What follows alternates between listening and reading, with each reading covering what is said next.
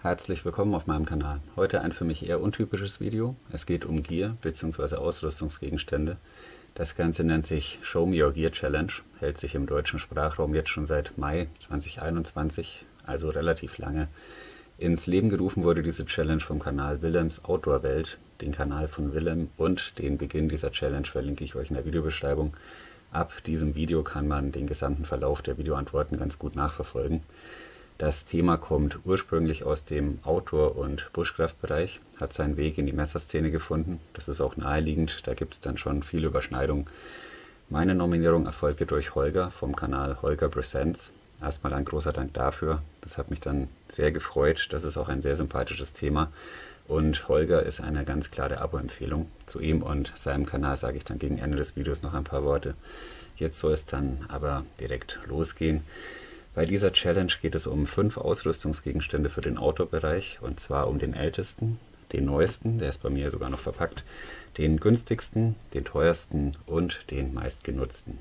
Die Reihenfolge ist beliebig. Ich fange hier mal mit meinem meistgenutzten Outdoor-Gegenstand an, befindet sich in meiner Unterwegs-Pouch, kann man so sagen, die ist immer dabei, wenn ich auf kleine Touren oder sowas gehe. Es geht um das Victorinox Handyman. Ein absolut zuverlässiger Begleiter in allen Lebenslagen, eins der vielseitigsten Modelle von Victorinox. Ja, wir haben eine große Klinge, eine kleine Klinge, der Korkenzieher ist auch nicht zu verachten mit dem kleinen Schraubendreher, dann eine Zange, eine Säge und was mir immer sehr gut gefällt, ist die Metallfeile mit der Metallsäge. Also wirklich sehr, sehr viele Werkzeuge. Ich muss sagen, es ist ein geniales Messer, besonders auch aufgrund seiner Kompaktheit. Ist eins meiner liebsten und meistgenutzten Messer überhaupt. Ja, das Victorinox Handyman. Als nächstes kommt der älteste Gegenstand, den ich gerne draußen nutze. Hierzu gibt es eine kleine Einleitung. Es geht erstmal um Lupen im Allgemeinen. Lupen sind für mich schon immer ein Thema. Schon seit geraumer Zeit bastle ich an kleinen EDC-Setups herum. Manche davon befinden sich im absoluten Budget-Bereich. Ja, das sind Sets mit kleinen nützlichen Gegenständen, die man unterwegs unter Umständen mal gebrauchen könnte. Und Lupen spielen da einfach eine Rolle. Mithilfe einer Lupe oder einem Vergrößerungsglas kann man zum Beispiel Zecken, Stacheln, Spreisel oder Dornen entfernen. Man kann Dinge reparieren, man kann damit Feuer machen oder sich einfach nur die Details, die einem Flora und Fauna bieten, mal etwas näher betrachten. Hier noch ein paar Victorinox Messer mit Lupen. Links dieses alte Explorer sieht derzeit noch sehr gruselig aus, das gebe ich offen zu. Das habe ich vom Zweitmarkt und werde es mir demnächst ordentlich aufbereiten.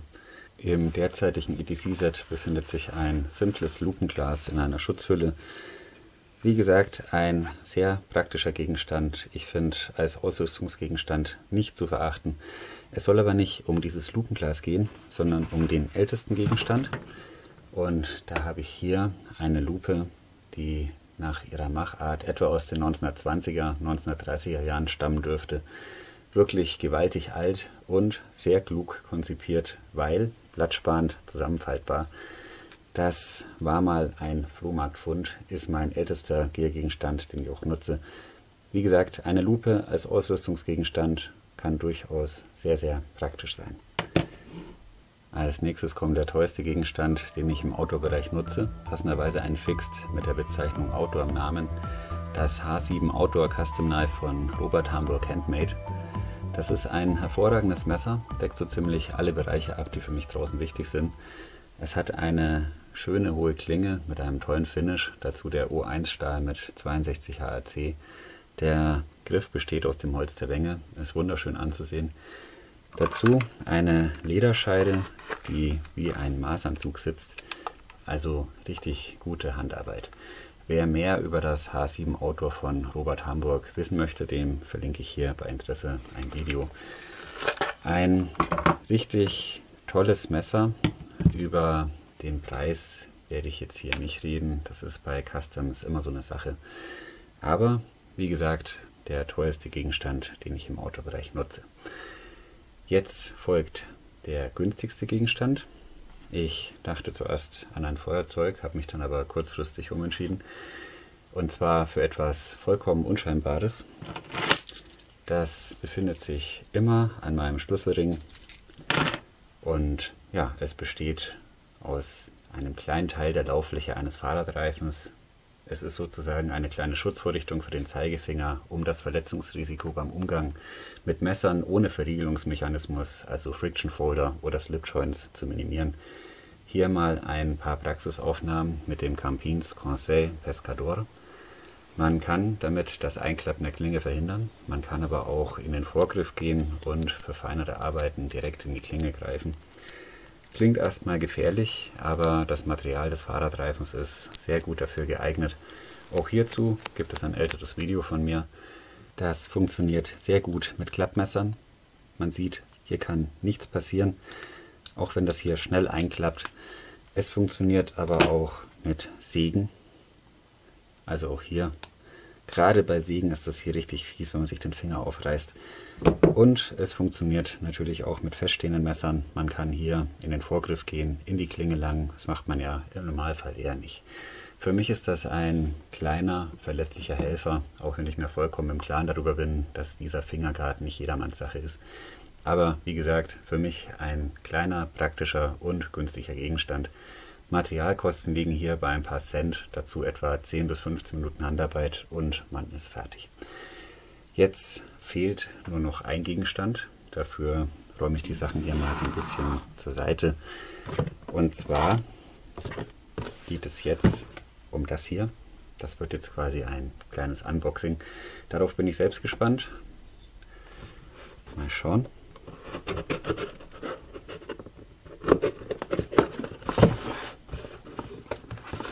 Oha.